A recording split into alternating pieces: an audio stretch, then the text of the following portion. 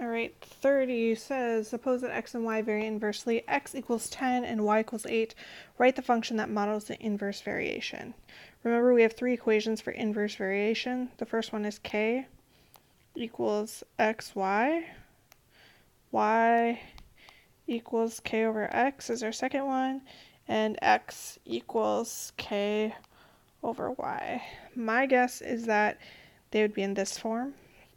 But I guess they could be in any of the other ones. So I have to figure out what k is.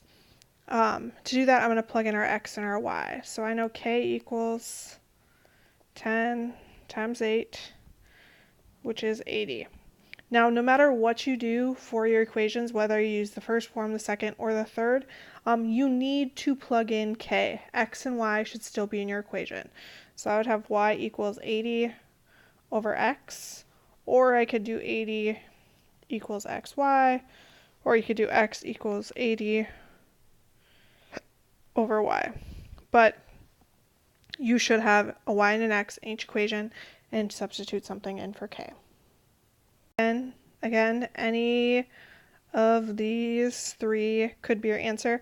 My guess is that they would give you this one for the multiple choice section.